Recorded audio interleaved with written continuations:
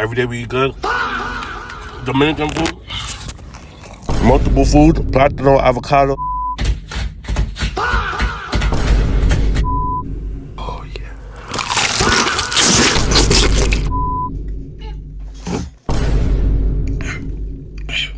Today I went to Target and just grabbed whatever the hell looked good.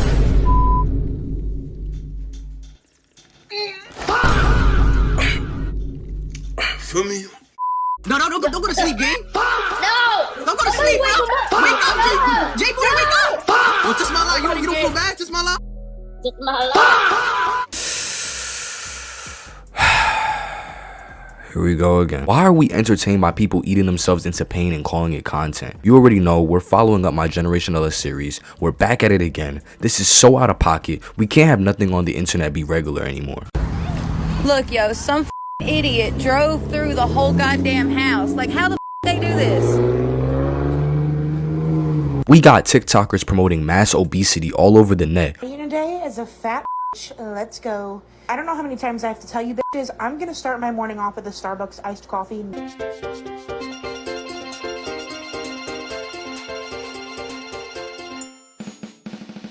I had a Mackey's, and then I had a few mouthfuls of this cake, but it wasn't as... Oh, yeah.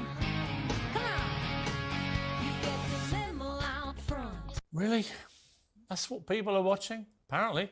What happened to shame and regular mukbangs? Why are people literally self-deleting on a platform and having people cheer for them? Does this not scare y'all that people are rooting for these people to continue eating like dogs for some money? None of these people give a damn about the food or the viewers. They just want to gorge themselves because they make a basic need turn into an obsession. Just like lust, gluttony is hand in hand with greed. Every human craves intimacy the same way we crave food. So combining all of these worlds, and now we have this dystopian TikTok land that holds more weight than literally most of the shit on the platform. We live in a time where overconsumption isn't a problem, it's a business model. They know that for some of them, looking good while eating good fools people into thinking that this is good. Half the time, they're not even eating it for real, they're just playing in our face. People like Tismallah and Jay Bullen are having literal, over-exaggerated disintegration of themselves, and because most people probably don't even relate, they just laugh at them. It's literally another form of humiliation. Nobody cares enough about them. They literally did a Discord to clown on these mentally weak men who are deleting themselves for views because they're already at the end of the line and everyone is finding ways to profit off of it. Originally, mukbangs came from South Korean culture to attack loneliness and give people virtual comfort by having someone to share a meal with. But I wouldn't share meals with the mukbangers of today. Y'all is sick as f.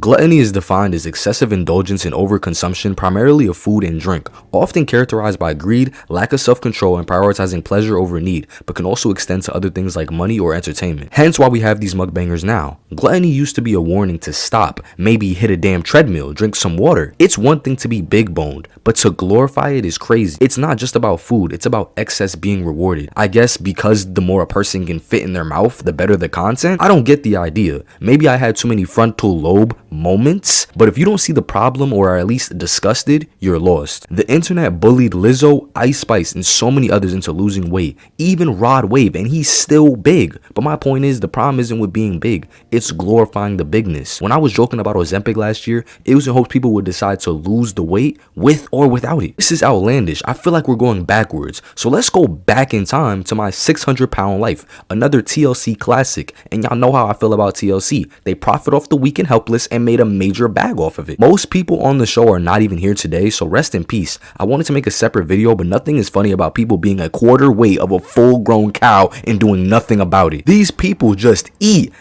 and eat like food is going somewhere, like we in the Great Depression, like they about to hibernate for the winter. No wonder I never see these archetypes of people outside. If y'all still want to see the video, it's in the archives, let me know. I mean, to be fair, they can't even get up. But look, I got no hate for anyone who was on that show. Some of them did turn their lives around. It's a habit so often that when life gets hard, we overindulge past our own body's genuine need for anything, and it's sickening. My 600-pound life shows us the final stage of overconsumption, addiction, isolation, and pain. We all watch in shock, but the show profited off of suffering and probably still do, because these people had their 5 seconds of fame and went back to being struggling, depressed, obese members of society. So let's not even act brand new to this. Mukbangs didn't start like this, as I mentioned before, but algorithms don't reward moderation. They reward extremes, so they feed you extremes. You see what I did there? The more you eat, the more you're seen. In a very evil, ritualistic way, it's all about making yourself so vulnerable to the point of casual self-harm by stuffing one's face like a barbaric beast. Food isn't going anywhere. I be talking about streamers a lot, and Asian 00 is a perfect example of someone who turned that around. Asian was a prime plate cleaner back in the day, but he's the modern example of being able to change over time no matter how long it takes. Nikado Avocado, I guess, counts as well, but I still don't really like the guy for obvious reasons. But let's get to the TikTokers. We all know society does not care for them. The algorithm loves these guys though. They're carefree, not confident. They're okay with going out bad for views. We got Tismala, who shouts his own name out like a Pokemon every day. Mans was begging for money just to fund this addiction. Mind you, TikTokers, most of them are broke. He definitely makes a bag now, but best believe this man is fighting for them pennies with each meal fighting inside of him. Jay Boolin is his evil twin. He got his own Pokemon cry too, always talking about, do I feel him? No, I don't want to feel you. These guys are not dumb. They know no one wants to end up like this. This is genuinely making me want to eat less, if anything. Let's not act like eating disorders only exist for skinny people. They know what they're doing, and by burying themselves in their own weight, they reflect to people you could do anything for some clout. Just play your role. And I know everyone knows how crazy this is, but we're in a leech society. People love to see other people down even when they're up. They all profit off this, but at what cost?